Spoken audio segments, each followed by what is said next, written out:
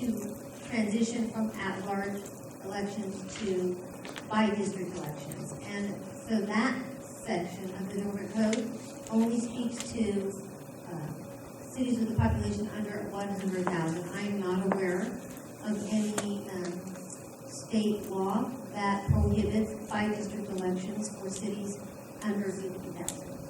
I'll check my sources and get it back to you. Okay, thanks. Thank you. Speaker 2, Ana Karen Rosa Sanchez.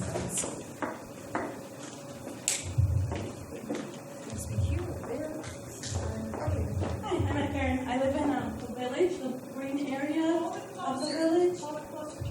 Okay, I live in the green area of the village, and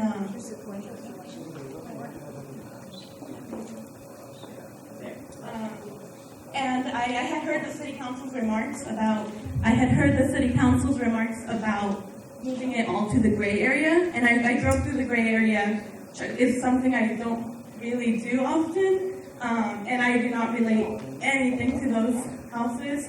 I don't think that part of the village does. The social economical status of those families are completely different, and I feel our voice would be lost if we were moved in that gray area. In addition, I know it looks funky, but I don't think it's about aesthetics. It should really matter about communities of interest. Thank you.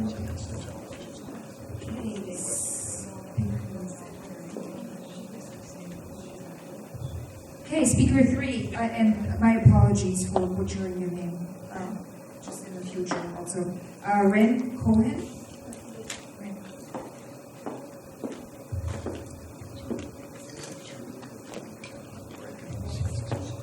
Well, I just wanted to get it real clear, because when I came tonight, I thought there would be, I thought the map would already be showing all the things that had come in and were included in the city council thing.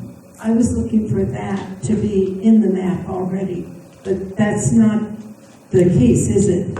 You're waiting through tonight, and then you're going, what I want to get is real clear now on the steps. You're going to take everything tonight and the city council input and put it on the web. So when can we go and look and see it? Because I'm counting the days, and you've got like 4 days counting business and weekend, non-business days, for the city council to look at what you've come up with and what the input has come up with to make a vote. And I know that the time is short, July 6th. So I'm just wondering how you're going to do all that. And then, yes, I'm still looking for street names. And that's it. I'm just wondering how the heck. And I see that they're going to work with the staff from June 6th to July 6th is going to work on this whole thing. Well, none of us are going to see that final map. How are we all, as citizens, going to see what it ends up with? Because you're going to meet with the council. They're going to vote by Monday. I don't get how they're going to really be rushing. Thank you so much. So let me go through how we got here. So this map was actually drawn in public, and many of you were there that Saturday when we actually did this, know how this worked, and many of you got very excited about drawing maps. So there were a lot of future redistricting consultants in this room. We know that. So essentially, everything that we've done has been done in public. The city council basically designed a very transparent and inclusive and public process for this districting, because they wanted to make sure that everybody knew how we got from A to B. And the reason for why we haven't done anything with the comments that we got from the city council is because we're going to work on those tonight. We're going to look at that in this meeting and see what's possible and what isn't, and we're going to see what kind of feedback we get here, and basically just draw the map that the city council is going to see on Monday tonight. So tomorrow it's going to be on the web, and we're going to create just detailed maps tonight or tomorrow, and they're going to be on the web also, so that people can take a look at it. And then on Monday, come to the city council meeting. There's nothing going to happen outside of the public view. Basically, everything's going to happen here, and then on Monday, the city council is going to take a look at it and hopefully then just vote on it. And, you know, they have another opportunity to make some changes then also. Does that make sense? There's going to be that month after. Yeah, the month, basically, there's a lot The of, public stay hooked in. no, essentially, the city council is going to vote on these maps, on this map, on these districts on Monday. And that's going to be the final. Paperwork says that you're going to be Yeah. working with the staff for a month. Correct. You're going to be Correct. after the vote. There are a lot of things that happen after you draw them out. Basically, the ordinance has to be finalized. We have to get stuff to the registrar of voters. We have to make sure that all of the census blocks are properly delineated so that the registrar knows exactly where the districts are. So there's just a lot of administrative stuff that happens. So it's basically just administrative stuff that happens after the vote. And that's pretty normal. Votes will show. Yes, the vote is on Monday, and that is basically when the Fat Lady sits. Okay. All right. Thank you, though, for this feedbacks. This is speaker number 4, Gail Supo, please. I have the answer now. Oh, Councilman Ferguson. Thank you. Thank you. okay. Speaker number 5, Steve Bemerol.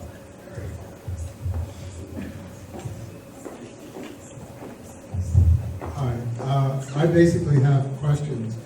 Have you broken up any census blocks so far? Are you allowed to? Not really.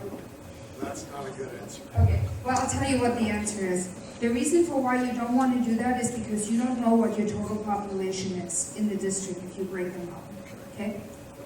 We spoke in previous meetings about possibly doing that and doing our own census to alleviate, and these, you keep referring to yellow and blue and green. There's like 3 grays, a green, and a brown. So it's real tough for us in the audience. But the village and the gray spotted pool above there, I spoke about this before. It would be real easy if you could break up a census block to take Spotted Bull in with the village. And you said at the very beginning, if it looks funny, it is funny. That looks funny. And if you took the gray part of Spotted Bull and added it to the village, and then took the blue part and took Mission Hill above El Horno and made that in the blue area, then you could decrease the population in the green, increase the population in the blue, which is already low, and have a more balanced, better looking map. I brought this up before, and if you cannot break up a census block, you cannot break up a census block. But if you kind of can, I think this would be a good instance to do that, and it would make a lot of people happy in Mission Flats, Mission Hill, and I think in Spotted Bull in the village. First of all, does anybody have my pointer? Oh, there it is. Okay. Found the pointer. So sorry about that. I hope everybody could follow that testimony. Otherwise, we'll have the gentleman come back and point now that we have it. Come back? Have him come back? Or we know? Okay. So you can drive over the speed limit, but if you get caught, you get fined, right? So, I mean, I think this is really a legal question. Personally, as a districting consultant and having your best interests in mind, I would very, very, very strongly recommend, the strongest way I could possibly recommend, not to do it. So I'm guessing that might invite litigation. Yes, it could. It could. I don't want litigation. So that, but, short of that, let's see what else we can do to fix some of these issues, okay? And again, I did spend a whole lot of time last week on looking at these census boundaries, so the census block boundaries, so hopefully you'll have a much, much better product. If the Census Bureau accepts what we submitted to them last night, then you're going to be in much better shape in 5 years, and you can draw very beautiful districts, okay? So, Okay, that is it. Does anybody else want to say anything right this very moment? I have a question, because I was at the last meeting that I missed the two workshops prior to that. Okay, my understanding is that you are only allowed to vote in your district, so that means that you'll be voting once every 4 years? Why are you not allowed to vote for candidates of the other districts?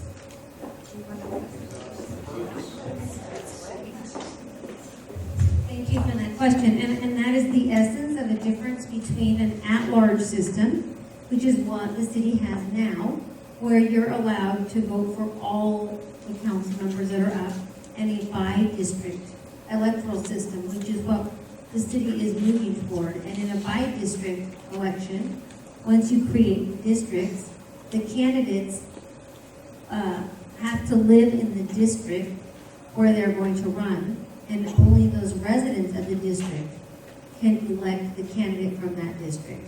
That's just the difference in the two systems. So by law, if you move to a by-district electoral system, you're prohibited from voting for a candidate that's not living in the district where you're living. Which means you'll only be voting once every 4 years. That's right. For But- city council. but- City council. Right, and so I know there's a concern about, if there's going to be 2 districts up in 2016, then the residents of the remaining 3 districts won't have an opportunity to vote. But in 2 years, the reverse will happen, and you'll have your opportunity. And eventually, once you get through the transition, you'll be voting every 4 years, just like you do now. Because now, under the at-large system, you only vote every. No, we vote every other year. Right, what I'm saying is, one candidate will still serve a 4-year term, so that you're not. It's only in your district. That's correct, that's correct.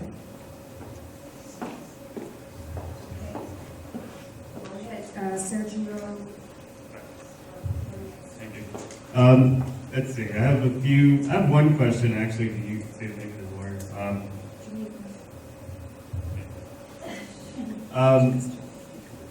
So say, I want to run in red, but I live in green right now. If I move there now, could I run over there, or does it have to be 2 years from before this election? That's just one question, and then if you could wait a minute. I live in Las Brisas, and I was able to meet with the other half of Las Brisas Homeowners Association, which is Capistrano Garden Homes 1, and our president, where I live, is here actually. That's Capistrano Garden Homes 2. And we have a lot in common with some areas of the villas, 2 and 3, and probably 1 as well, but we got cut off. And a lot of that is parking issues. But apart from that, Village San Juan, we have a lot in common with also, just because of the diversity of both of the communities. I have a lot of friends that live in both areas. Socioeconomic reasons, and a lot of the kids go to the similar schools, so there's a lot of connections. And there is one other point. Oh, and this has nothing to do with this meeting, but I would want people, since you're all residents here, to consider this, and that's that Blue has some construction that's going to go on, so maybe you guys could pressure City Council to get that district to get someone on council first, because that's Mission Flats, parts of Mission Hills, and historic Los Rios, and I think those are important neighborhoods that have a voice in council as soon as possible. Thank you. Thank you. Anybody else?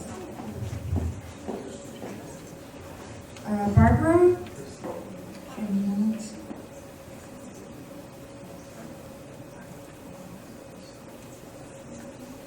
Barbara will fill out this form, please. Get your last I'm sorry, I can't get you last name.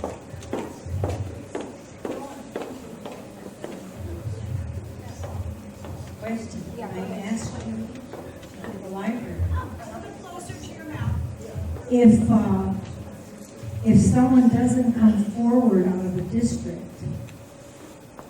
what happens then? And you're gonna check for me? Oh, yeah, here, well, I'll see the attorney. Oh, yeah, I never got my question. Oh, yeah, questions for the attorney. One is, if there's a district that doesn't have a candidate, what happens? Is that correct? Yeah. And then the other question from Mr. Perkins. Okay, I'll answer the first question, which is you don't have to live there for 2 years before. I believe, and I can confirm this, and maybe at the break you can give me a contact and I'll get back to you. I believe you have to be a resident of the district at the time you file your papers. I think that's the correct statement of the law, but I can confirm that for you. And then the second question is, what happens if there's a district up for election but nobody runs? That's a really good question. I've never seen that happen before. So usually you'll get somebody that will run. But You were going to ask her before. Yeah, I did, but the answer's the same. Oh. It's a good question. Yes, and I have a comment also.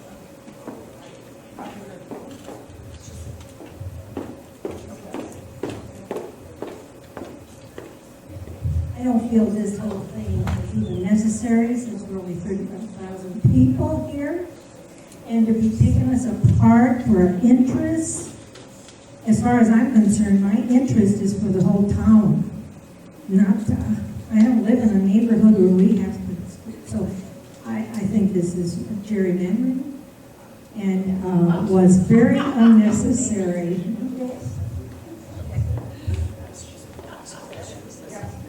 You guys can hear my voice fine. I'm sorry, this is my first meeting, but in a nutshell, since we have city council here, could you tell me, because it says that based on this, it was a city council has decided. Why? No? Okay, so we're sued. Okay.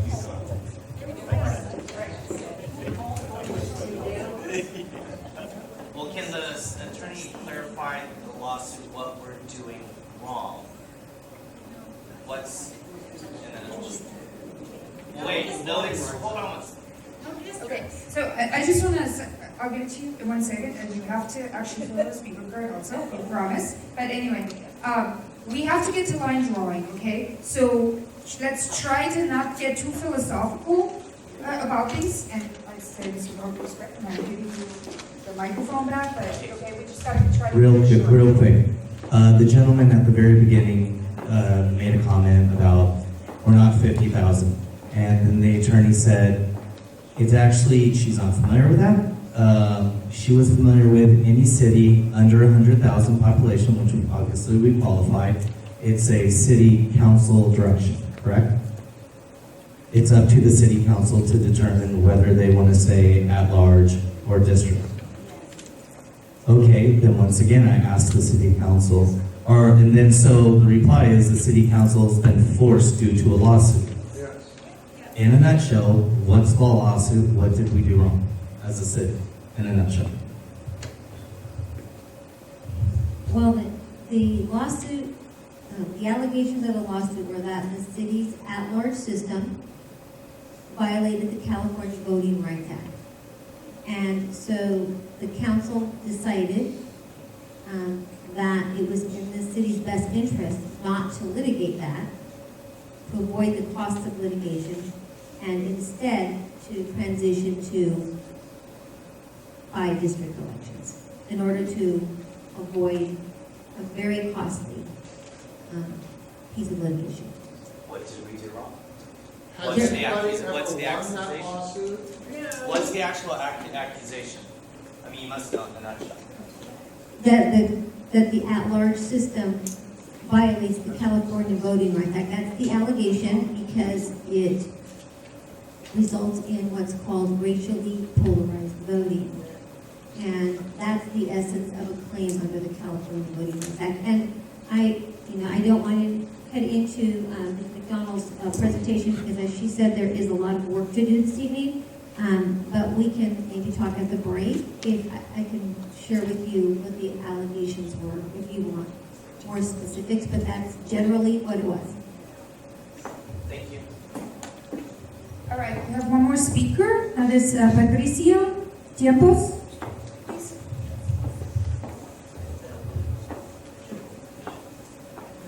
my name is Patricia, and I've lived here in San Juan all my life. And while, in my time living here, I've actually lived in many neighborhoods west of the 5, all the way down from Captain's Hill, running all the way up to across the freeway up to Summerwalk and the Village. And so I have I feel like I have a really good understanding of a lot of the neighborhoods to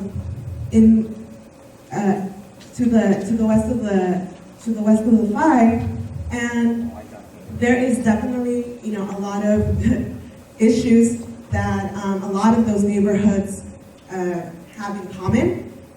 And so when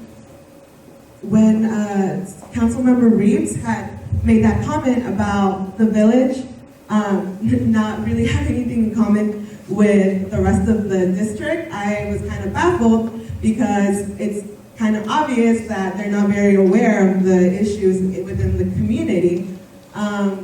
So I definitely don't agree with that comment, and I know that there's a lot of similarities.